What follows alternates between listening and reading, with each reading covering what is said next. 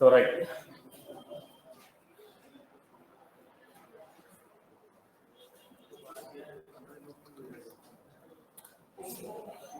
Today we are going to discuss about asynchronous operations and future methods.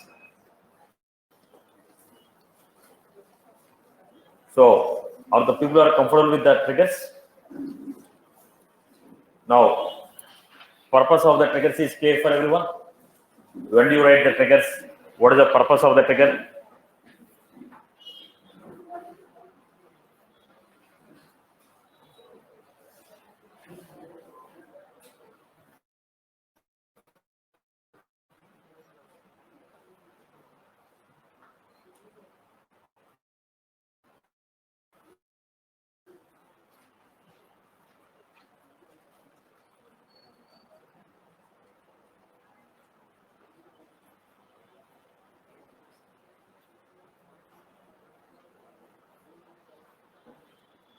Are you comfortable with the trigger concept? Right. Now let us go to the next one. We are trying to discuss about. We are trying to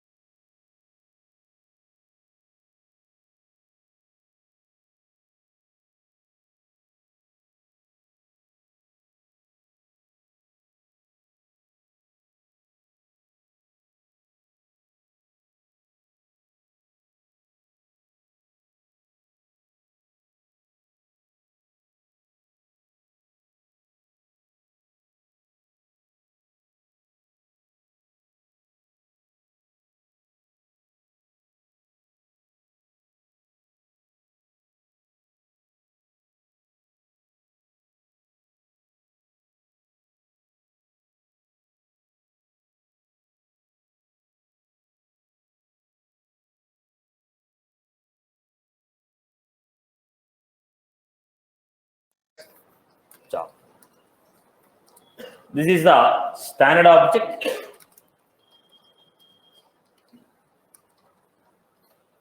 Async apex job is the standard object. Any asynchronous operations running in the Salesforce will be registered with this object. Any asynchronous operation running in the Salesforce will be registered with this object. Any asynchronous operation running in the Salesforce will be registered with this object. Any asynchronous operation running in the Salesforce will be registered with this object. Okay. Now look at the format.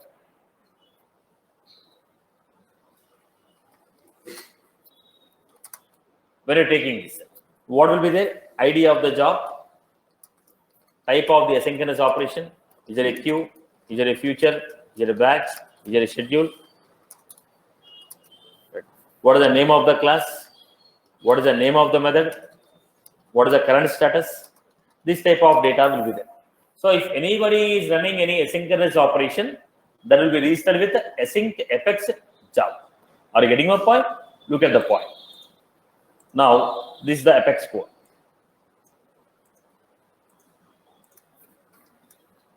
When you are executing this apex code, asynchronous code, it will go to an object called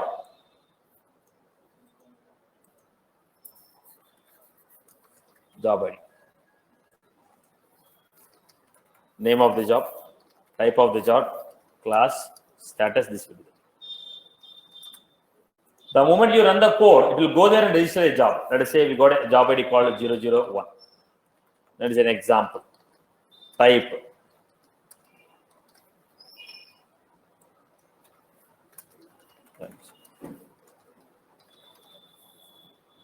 Now, with the help of this job ID, we'll be referring to this job and knowing the status of the job. So once it is registered with async apex job, any asynchronous operation that is running, that will be registered with async apex job. Any asynchronous operation that is running, that will be running with async apex job. Any asynchronous job that is running, that will be registered with async apex job. That will be registered with async apex job. Now once you are calling a code, it will go to that object, register a job. Once you register, we are getting a code. Once you get the code, based on the job ID, we will know the status of the job. If I want to stop the job, based on the ID, I will stop it. Are you getting my point? So the tracking of the job, the stopping of the job will be done with the job ID. So once again, I repeat, any asynchronous operation that is running in the Salesforce, any asynchronous operation that is running in the Salesforce will be registered with async apex job object. Any asynchronous operation that is running in the Salesforce will be registered with async apex job object. Once you registered, you get a job ID. Based on the job ID, we can track the status or we can abort the job. Am I clear with this? This is, if I want to know the status, what I do? I write a SQL query on this object, find out the status. Is that was clear? Okay. Now, try to understand the first concept. What is the first concept we have? Future method. Right. What is this feature method? Let me give you a basic example.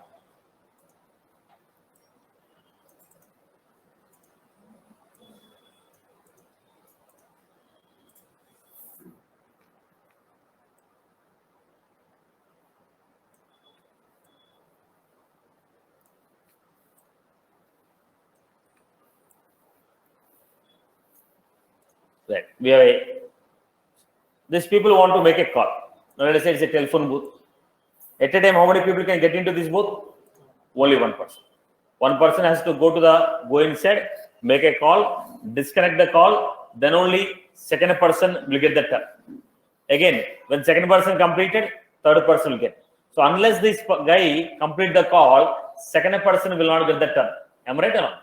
Only one person at a time he can go and talk. This guy, he want to speak for 1 minute. This guy, he want to speak for 1 minute. This guy want to speak to for 2 minutes.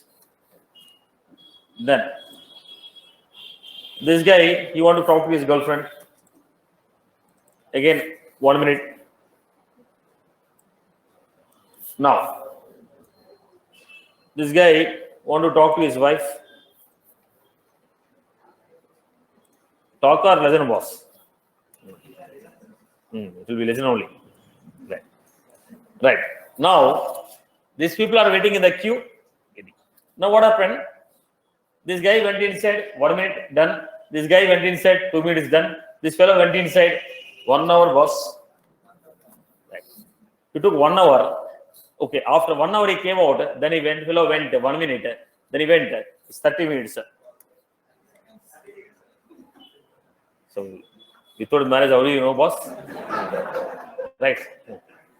Now, get inside, in 30 minutes, then he came 1 minute. Now, what happened? Because of two fellows, the last guy who is waiting, he has to wait in the queue for almost 1 hour, 30 minutes to get his complete work done. He just need to make a call and say, boss, good night and come. Only 1 minute he need. Just for the sake of 1 minute, he was waiting in the queue for almost 1 hour, 30 minutes. You just want to make a call and say good night and come back. Just a 1 minute call you want to make. For the sake of 1 minute call, he was waiting in the queue for 1 hour, 30 minutes.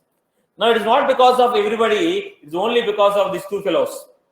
These two people took 1 hour time and 30 minutes time. Only because of these two people, the operation got delayed. Only because of these two people, the operation got delayed. Right. Now, they told, boss, in this, if anybody want to talk for a longer time, then they told, don't stand in the queue and wait, okay, along with us, you run separate. They told, boss, you run like one operation, you run this as another operation, you run this as another operation. So at a time, how many operations are running? 3 operations. Now, as you are running separately, they gave 2 mobile phones. Boss, you take this mobile and talk separately, take this mobile and talk separately. Now, there are 3 people making a call. One in the regular booth, 2 other people are running. Now, this guy take 1 hour, no problem. You take 1 hour because nobody is dependent. Even if you are delayed, no issue because you are running separate.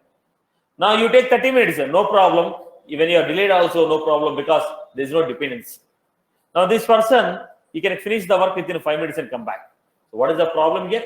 When you are executing any transaction, there are any long-running operations are there. There are any statements which are taking more time. In the long-running operation, if there are any statements which take longer time, then run those statements independently so that rest of the operation will not be delayed. If I want to run them independently, there should not be any dependency. Let us take this. Now, you are speaking to, let us say, some Divya. Divya's father is on the back. Right. Now, the question is, now, if I run this fellow independently also, no use. Why? Only when you disconnect the call, you can make a call. When you disconnect the call, then only you can make a call. Even though you are running independently, okay, there is no use. Why? Because this guy has to depend upon this call. So unless he disconnects the call, I cannot make a call. So which statements I can run independently? Only those statements which doesn't have dependency. If any one of the statements in the transaction taking more time and they are independent from previous statements or next statements, then I can run them independently so that it can run operation quickly. This concept is called future method. So running the long running operations independently from the rest of the transaction. Now the question is, what are those long running operations?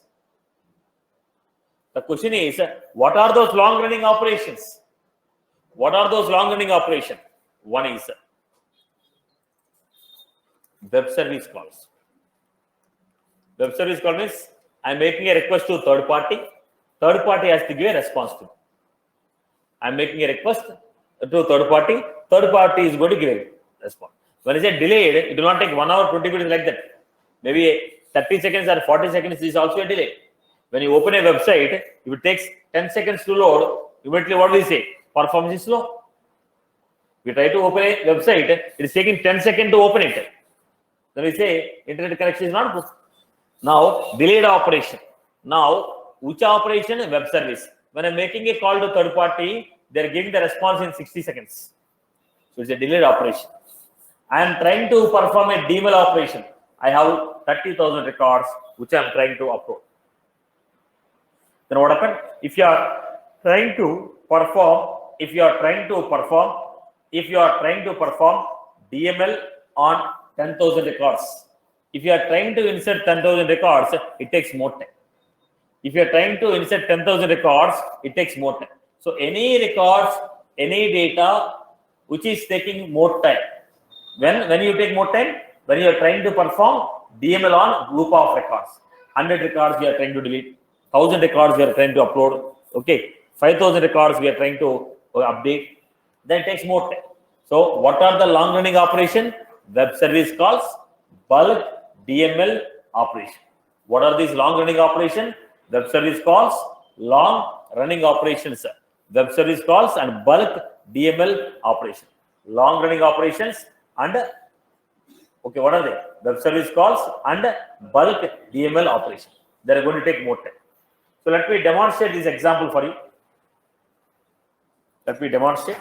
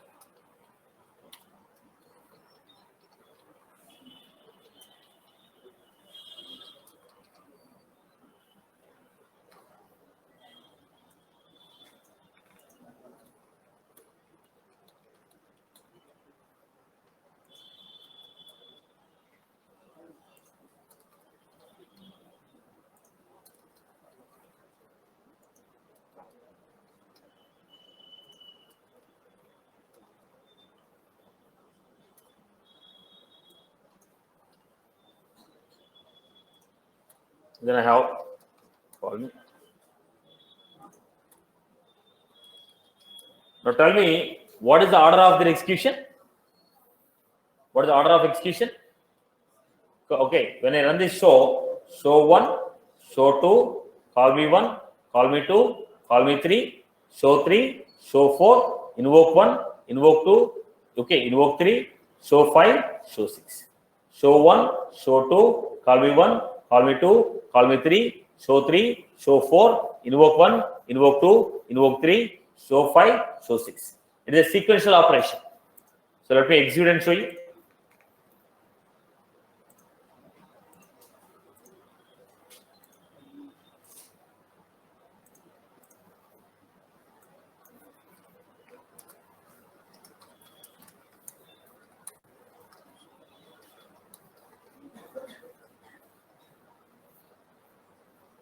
Execute.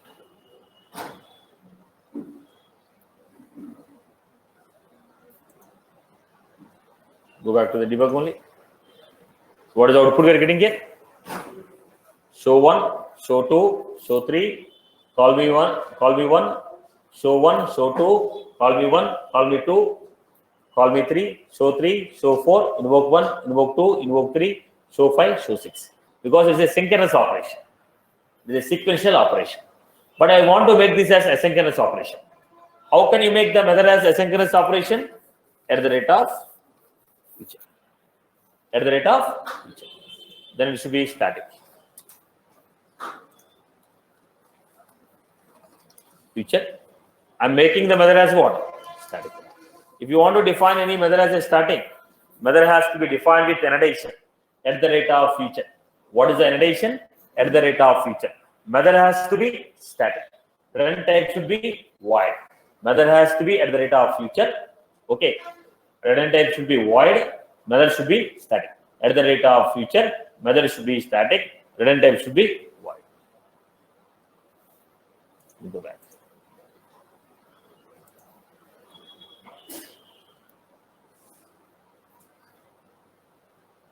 Go back and see. What was that? Show 1, show 2, show 3, show 4, 5, 6. So all the shows are running separately. Why? This is a future method. It is going to run independently. Invoke. It is a future method. It is also going to run independently. Go back here.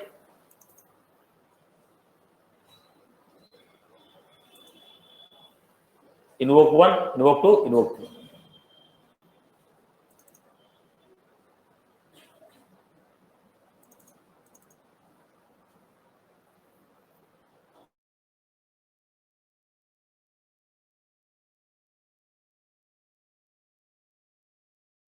One running separately, rest of the statements in the show are running separately. So how many operations are running?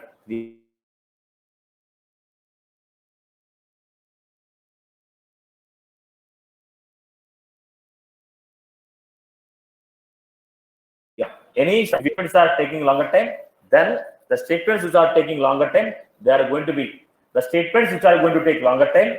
The statements which are going to take longer time, those are executed like a asynchronous operation.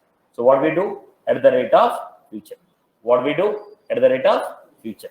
Now, if you want to define at the rate of future, what we are going to do was at the rate of future, method should be static. At the rate of future, method should be static. What is the return type? Void. What is the return type? Void. Return type is void. I hope you are good with this. Clear? So how to define a future method? At the rate of future, and method should be static. Return type should be void. Parameters. It can only take primitive parameters. No S object will be accepted. S objects will not be accepted. Only primitive members will be taken. S objects will not be accepted. Only primitive members will be taken. I hope you are good with this. Clear? Okay. Now, concept is clear. Now, let us see this one.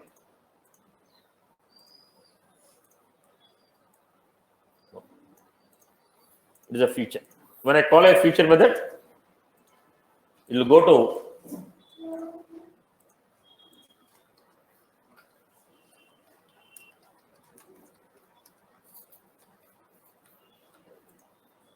it will register the job here, right?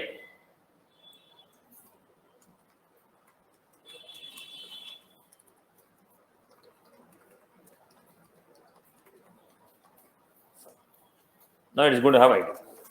Job will be registered. But what is the return type of feature method? So when you call this, will it give any return value?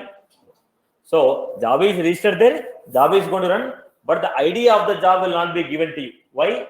Because you have a method with the return type void.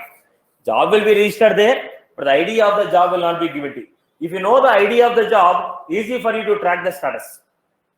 If you know ID of the job, easy for you to track the status. Because I am not giving the ID of the job, it is difficult for me to track the status. Right? Are you clear about this? So what is the drawback of feature method? Method will not return job ID. Second, future method will not accept S object.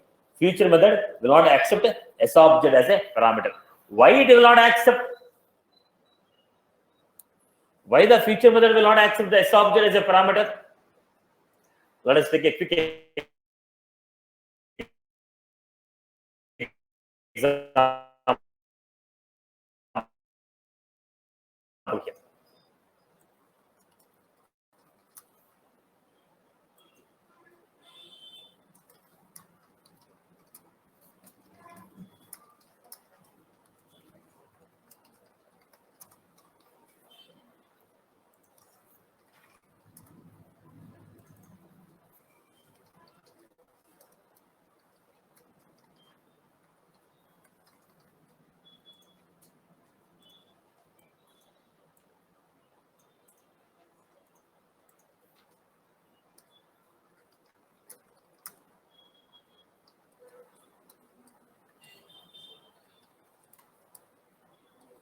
is a feature method. Let's say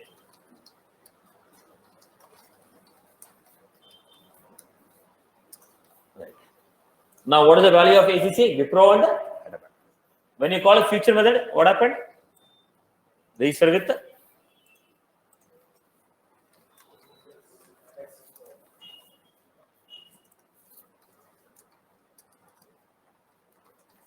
job ID. Let us see.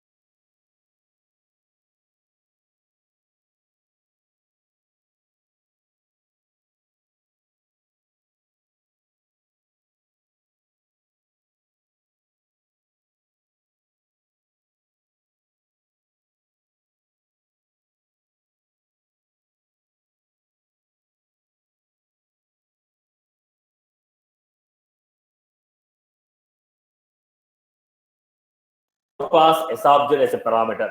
Why? Because you may run immediately, may not run immediately.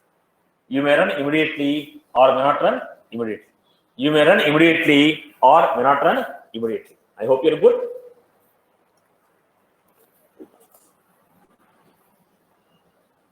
You may run immediately or you may not run immediately. I hope you're good with this one. Clear? I hope you're clear with this, right? Okay. Now, there is a reason don't accept S object.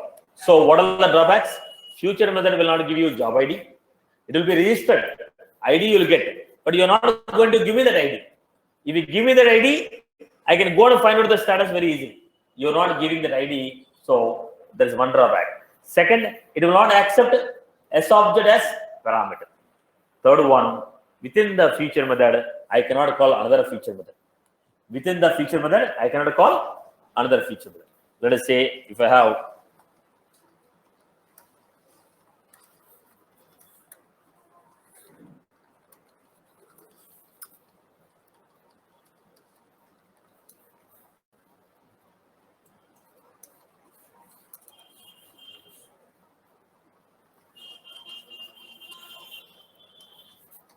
future method cannot call within the future method. So how many drawbacks we have? 3 drawbacks. One is future method will not return you the ID of the job. Second one is future method will not accept S object as a parameter. Third one is future method cannot be called within the future method. Right. What is the basic purpose of feature method? If there are any long running operations which are taking long time, then instead of running those operations, we can run along with the transaction, we can run them independently. But if you want to run them independently, there should not be any dependencies. There should not be any dependencies. There should not be any dependencies. I hope you're good. But while implementing this at the rate of future, method has to be static. Whether runtime should be void. Method can accept any primitive data members except S objects. S objects are not accepted because the asynchronous operations will not be executed immediately. They'll be added to the queue. From the queue, they are going to be executed. So I am not sure when they are going to be executed because they are in the queue. I am not sure when they are going to be executed. I hope you are good. Clear for everyone? Then tell me one use case where we can use the future method. Future methods are used to implement mixed DML exception. There is a concept called mixed DML exception. Whenever you want to resolve mixed DML exceptions, we will go for a concept called future method. Now, what is this mixed DML concept? What is this mixed DML? We need to understand. Future methods are used to handle the long running operation. The other one is handling mixed DML exception. What is this mixed DML exception? How do you resolve it? Let's make it very simple. First, let me give you generalized discussion to get the concept. Let us say I have 4 people. I'm just giving this to get the concept right.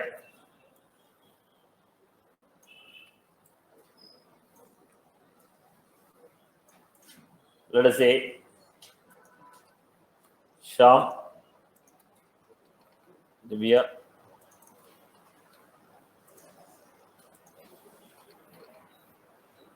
these are the 4. There are 4 friends available.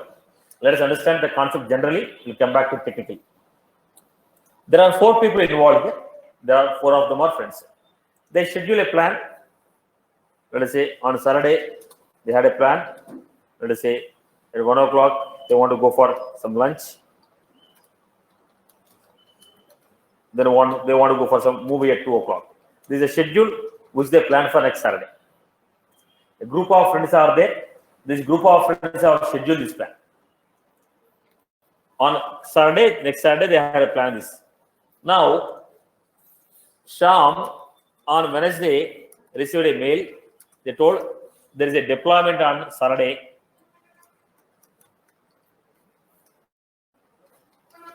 Then he asked his friends, boss, let us postpone this plan to Sunday. Now, they already planned for an event on Saturday. Now, on Wednesday, Shyam received a mail. There is a deployment on Saturday. Then Shyam told there is a change in my schedule. Okay, there is a change in my schedule. On Sunday, I was occupied with my deployment. Can we move it to Sunday? What the team members will say, other friends? Not necessary. We can go on Sunday, some other movie. Let's continue with Saturday. Okay, right. So the Shyam schedule modified, team schedule is not modified. No impact on team. Divya on Saturday at 12:55 p.m. she made a call. She told, we'll cancel the movie today and go tomorrow. Then what team members will say? No problem. We'll go on Sunday. Right. Now what happened? Any change in the Divya plan is impacting the team plan. Any change in the Shyam plan is not impacting the team plan. Now here, Shyam and Ram are called non-setup objects.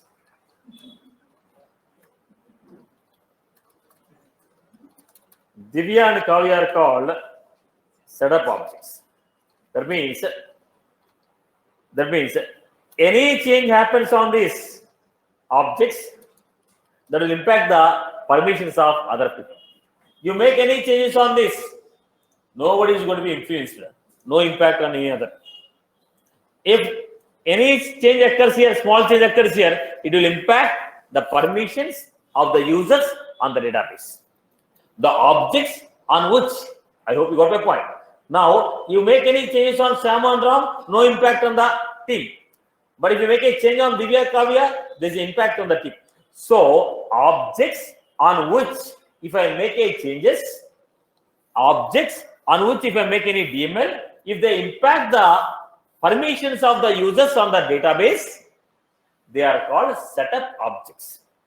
Objects on which if you make a DML, they will impact the permissions of the users on the records of the database, then they are called setup objects. The objects on which if I make a DML, they will not impact the permissions on the database. They are called non-setup objects. I hope you are good. Now at a time, both of them can make a changes? No. When both of them are there, when setup object, then you can setup role. When I am here, you cannot make a non-setup operations. Okay, in a single method, you cannot make DML on setup and non-setup object because it's going to impact the permissions. So in a single method, either I can make a DML on setup or I can make a DML on non-setup. Both of them, if you are trying to perform, it will throw mixed DML exception. Now, what is that mixed DML exception? If you are trying to make a DML operation on setup objects and non-setup objects together within a single method, then they are going to throw an exception called mixed DML exception. If you are getting a mixed DML exception, we are going to resolve it by using what? We are going to resolve it by using future method. Right. Tell me some of the setup objects.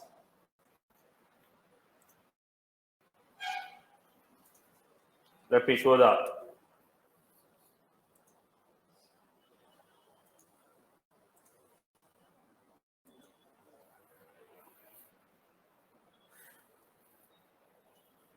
What are the objects we have? Field permissions, group member, field permissions, group member, object permission set assignment, queue, object territory. These are what? Setup objects. Except this, rest all are non-setup. Out of these, generally what we use?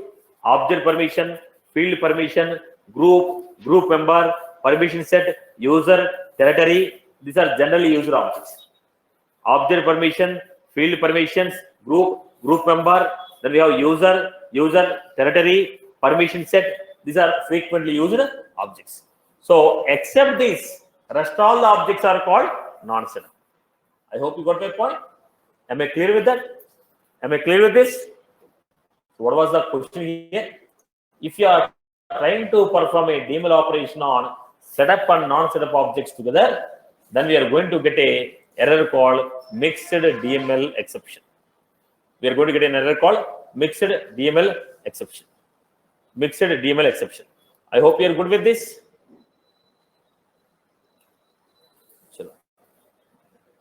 Let me show an example of this. User is a setup or non-setup? User is a setup or non-setup? User is a setup. Account is a setup or non-setup? Non-setup.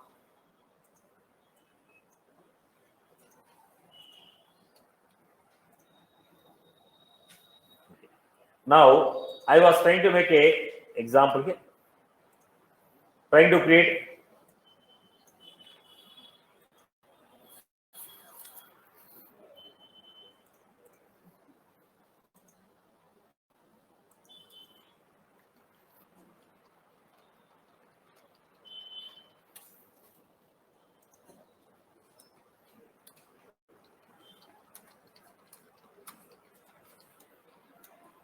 I'm trying to insert the user. Write a query, get the profile, get the role, trying to create a user, alias, email. When you're trying to create a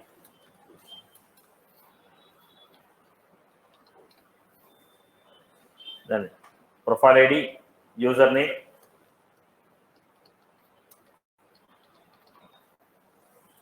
now what was this?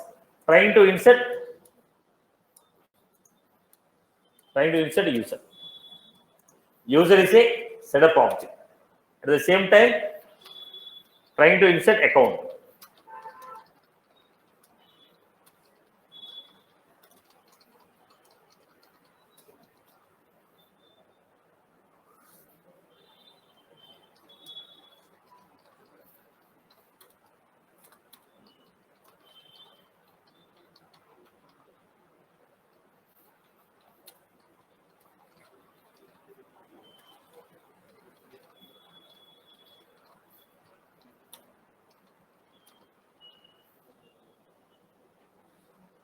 This is how we have created.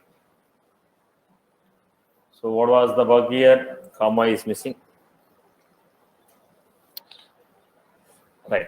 Now what I was trying to do, insert a user, insert a user, insert a account. Both we are trying to make a DML within the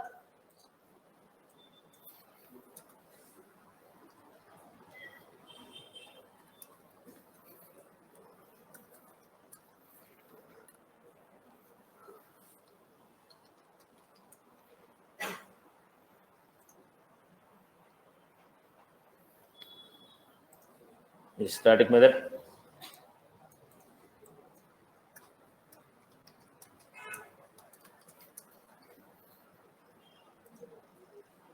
No, invalid email address.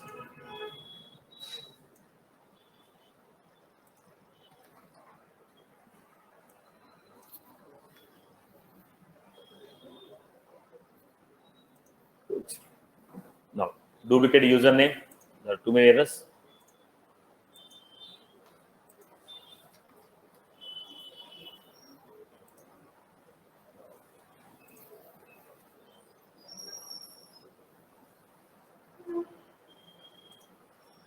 No. What is the operation we got here? Mixed DML operation. Why? We are trying to make a DML on user, trying to make a DML on account. One is setup object, another one is non-setup object. If you are trying to perform a DML on setup object and non-setup object together, then it is going to throw an exception called mixed DML exception. How do you resolve it? Then take one of the operation.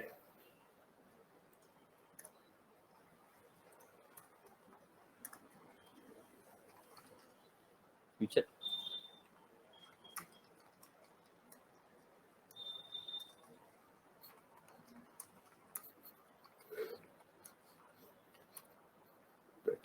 Now, if I define as a future, that is going to run independently, right?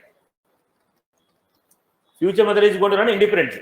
Now, because both of them are running together, we have a problem. Because we have both of them are running together, we had a problem. Both of them are running together, that is why we have a problem. Okay. Because both of them are running together, we have a problem. Now, when I say future method, what happened? Account will be inserted, user will be inserted, but they are running separately. As they are running separately, issue will be resolved.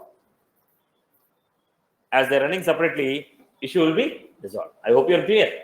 If both of them are running together, we have an issue. So we are defining one of the operation in the future so that it will run independently. So go and execute. The issue was resolved. I hope you are good with this. The issue is, if both of them are running together, we had an issue.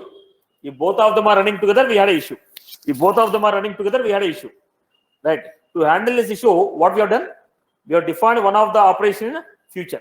As we define one of the operation, once okay, as we defined this operation separately using a future method, both of them are running, but they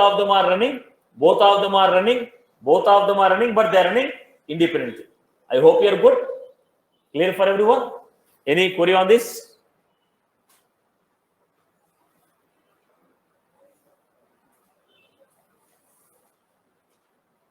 Right. Are you clear about this? Both of them are running, but they are running independently.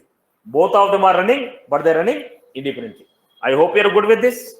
Any further queries from your end? Any further queries from your end? Any further queries from your end? Clear? So what is the mixed DML? If you are trying to perform a DML operation,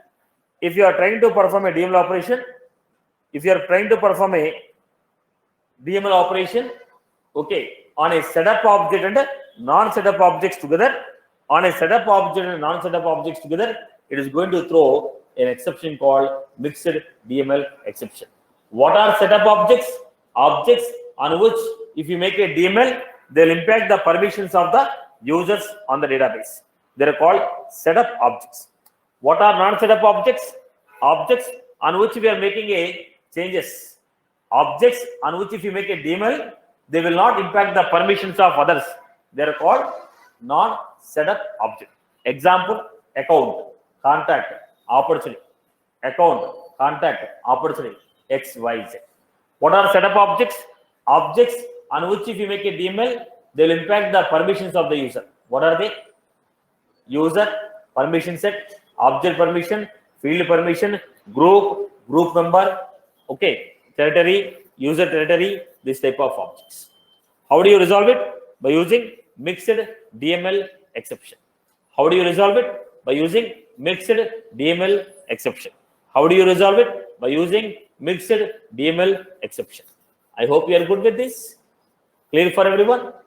Clear for everyone? Am I clear? Any queries from your end? Concept is clear? Concept is clear? Okay. Now, where we are going to use, except apart from mixed DML exception, where else we can use it? I told you long running operations. You want to make a DML on 5,000 records at a time, then I go for a feature method. Then in the trigger, if you want to call, right, now let us see. If I have a trigger, okay, now if you have a trigger, in the trigger web service, in the trigger we cannot write a web service. In the trigger we cannot make a web service. Okay, if you want to call a web service from the trigger, then what happened? We are going to use feature method. You cannot call web services. You cannot call web services directly within a trigger. You cannot call web services directly from the trigger. If you want to call a web service directly from the trigger, you have to go for feature method. One more, calling web services from the trigger is allowed with the help of feature. Now, if you want to call a web service from schedule Apex, again feature. So what is that? Whenever we want to call asynchronous web services, we will use feature. Whenever we want to handle long running operations, whenever we are running long running operations, again we go for feature. Whenever we want to handle mixed DML exception, we'll go for feature. Tell me some use cases: handling long running operation, handling asynchronous web service calls, or handling mixed DML exception. I hope you are good with this. Am I good with this? Clear for everyone? Clear for everyone? Am I clear? Okay. Let us go to the next one. If you are good with this example, I'll go to the next example. People are good? Clear? Write one feature method, cancel. Write a feature method. Create a feature method, cancel. Create a feature method. Create a feature method, cancel.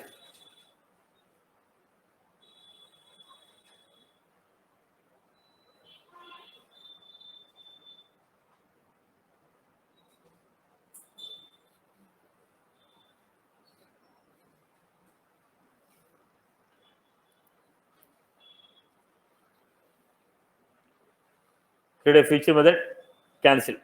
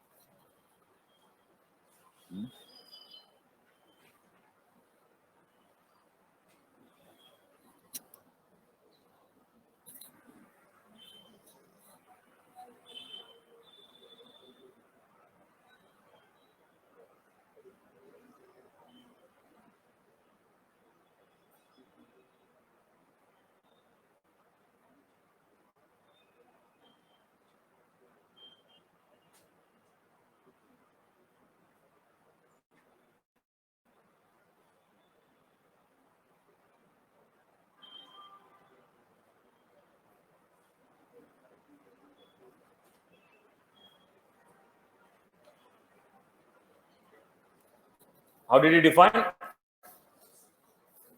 the rate of feature, public, static, void,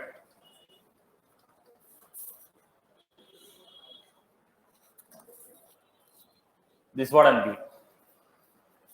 Right? Okay. Now, if you want to call web services, I'd give call out equal to. If I want to give web services, we'll give call out equal to 2. If I give web services, call out equal to 2. If I give web services at the rate of call out equal to 2. Web service program you want to write in the future, I would give at the rate of future call out equal to 2. I hope you're good. Right. Now, let us get into the theoretical information. I'll quickly pass the theoretical information. Let us see.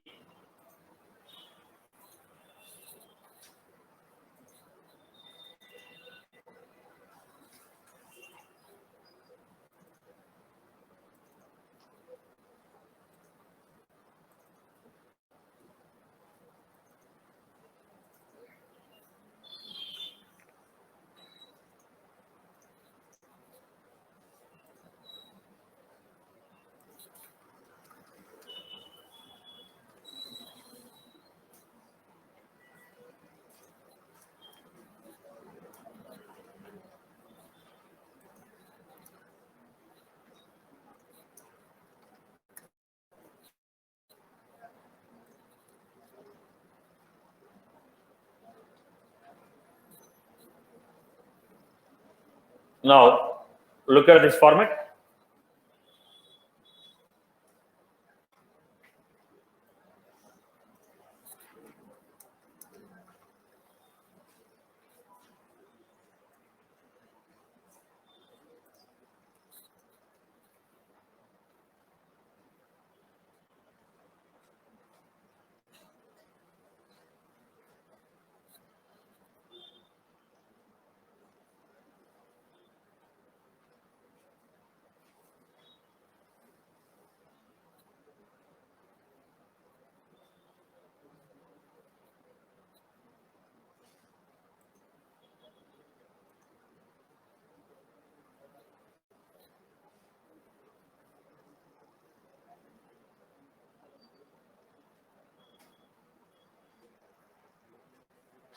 The theoretical information.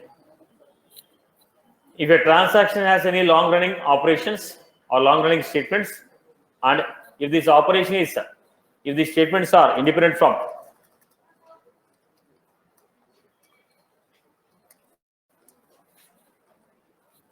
or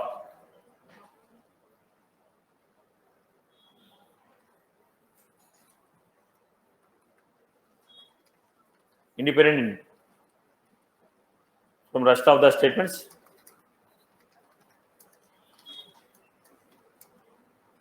then we run the statements. If the transaction has any long-running statements, and if the statements doesn't have any dependency on rest of the statements, then we can run them long-running operation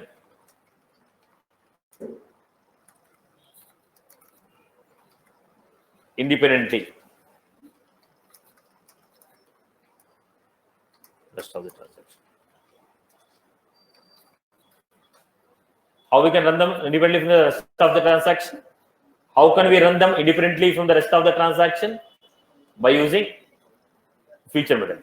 What are those long-running operation? Web service calls, bulk daemon operation. How do we define a feature method? At the rate of feature, static. Okay, then return type should be void, and only primitive variables are passed. If you want to call any web service, at the rate of feature, call out equal to. Now, any asynchronous operation that is running, that will be registered with async apex job object.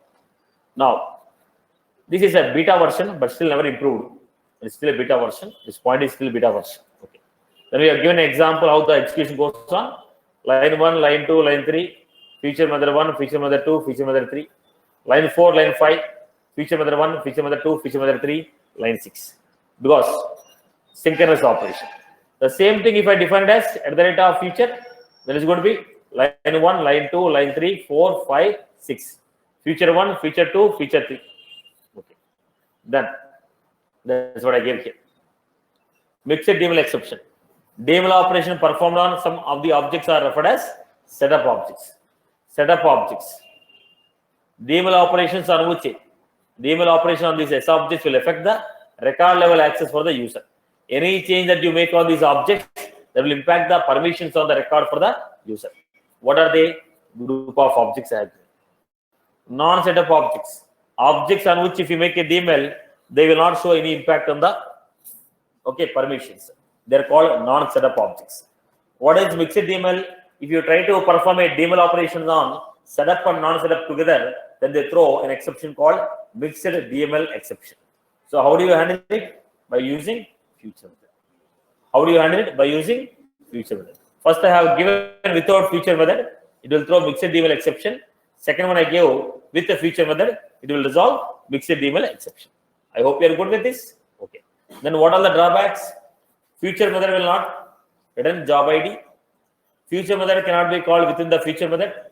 Future method will not support S object as parameter. What is the limitation? 50 future methods can be called within a transaction. 50 future methods can be called within a transaction. Within one transaction, I can invoke 50. Okay.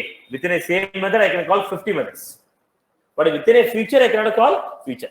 Within non-future method, I can call 50 future methods. Okay. Now, at a time, how many future methods can run? 50 future methods can run. At a time, how many can run? 50 can run. Right. Use cases. Some of the use cases I gave. Then I gave workaround cases. There is some problem with the future method and workaround solution. In the future method, S objects, workaround use cases. If you want to pass S object as a parameter, future method will not accept. If you want to pass S object as a parameter, if you want to pass S object as a parameter, if you want to pass S object as a parameter, future method will not accept. If you have to pass S object as a parameter, then what we do? We will use JSON. Convert the S object into string and pass it. Or else we will pass ID of the record. Instead of passing the record, we will pass ID of the record. This is the workaround procedure. This we are going to discuss in the integration. This will be useful to you in the level of integration. Right. So if you want to pass a list of record, how do you pass? List of records cannot be passed to a future method. Then if you have to pass a list of record, how do you pass? Convert the list of records into JSON string or XML string, pass the string value. Those people will deserialize. This is one workaround procedure I have given. Then other use cases, invoking a web service from Trigger, invoking a web service from ScheduleFX, or handling bulk DML operation, handle mixed DML operation. These are some of the use cases where I am going to use future. Right. Probably this will be the question will be asked in the interview. How to pass a list of records? How to pass a list of records? How to pass a list of record as a parameter? Future will not accept list, but my requirement says you have to pass. Then we have a solution of JSON. Use the JSON, convert the list of record into JSON string, pass it. The people who received, they will convert the JSON string into list of records and use it. This is one of the procedures. I hope the concept is clear, right? Okay. Let us get into the next concept, Queuable Apex. What is this Queuable Apex? Queuable Apex is also like a future method only. But future is a method, Queuable is a class. Now, how to make a class as a Queuable? Public class example.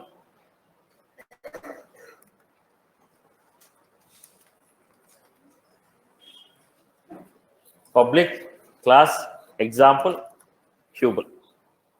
Public class example implements Queuable. Public class implements Queuable. Public class example implements Queuable. Public class example implements Queuable. Now, what is this concept? When a class want to implement an interface, When a class is implementing an interface called Qubel, then this become Qubel Apex. When a class implement a Qubel interface, then the class become Qubel Apex. When a class implement a Qubel interface, then the class become Qubel Apex. Now the question is, if a class is implementing any interface, it has to define all the methods which are there in the interface. So what are the methods we have? Public, void, execute.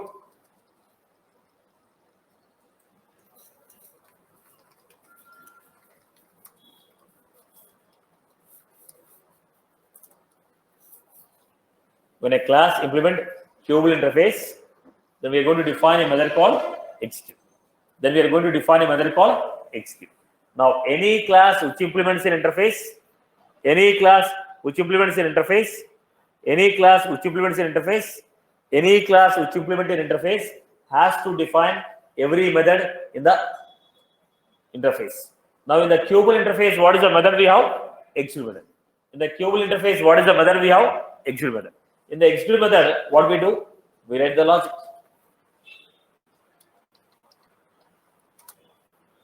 In the Qubel method, what we do? We have logic.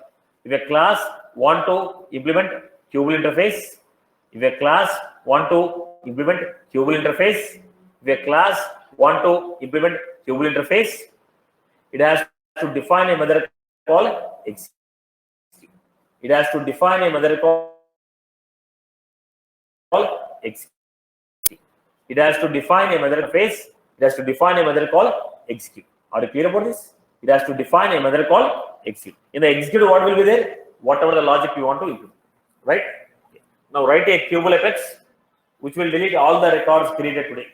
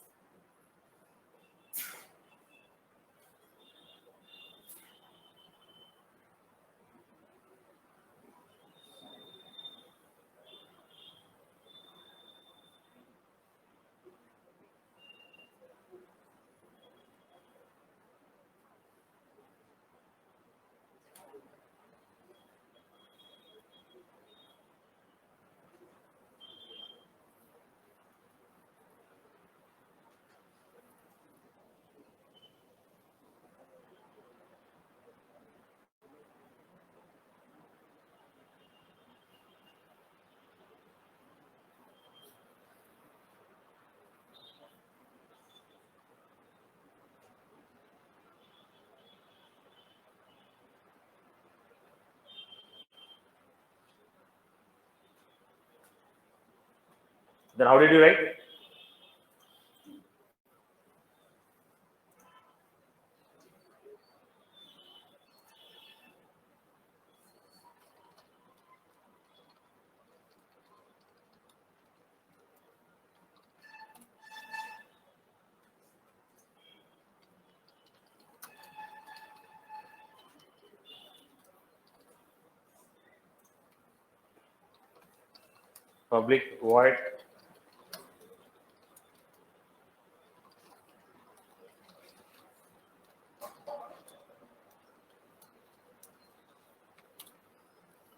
Public void execute Qubel context.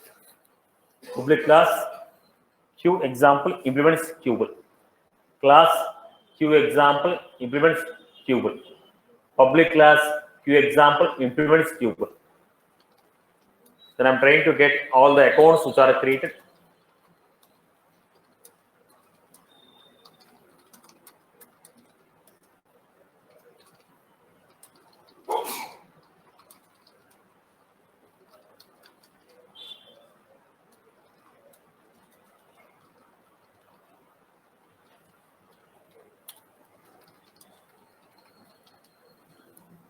This is the queueable contest. Now I wrote a queue which deletes all the records which are created last week. Now write one more queue, create a queue which will get all the opportunities created in the last week. Write a queue which will fetch all the opportunities.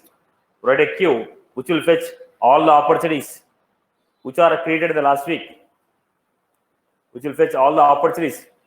Which will fetch all the opportunities which are created in the last week.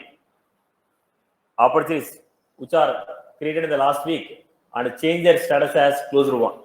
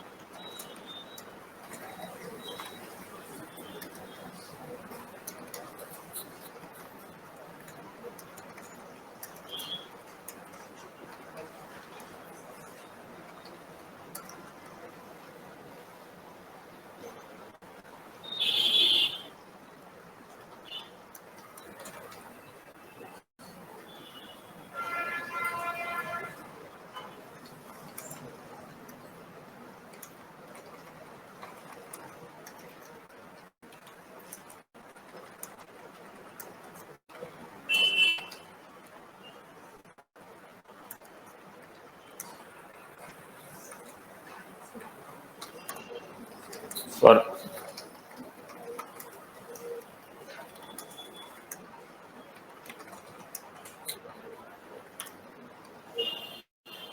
Opportunity up to list.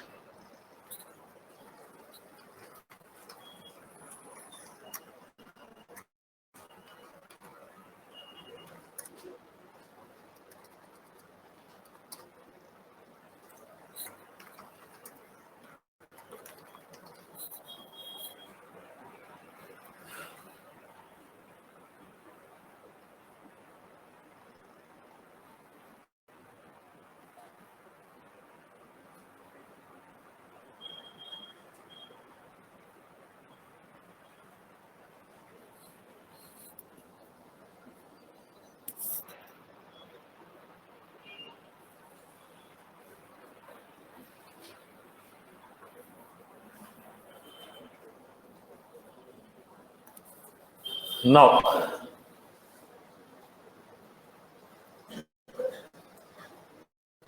done. Is there was done? Okay. Now, how do you execute this? If you want to execute it,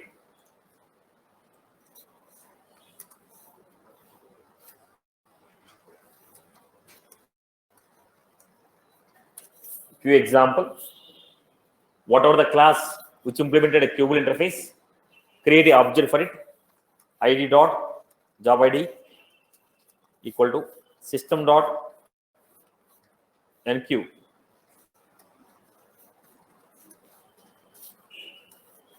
How are you executing? System dot enqueue job object.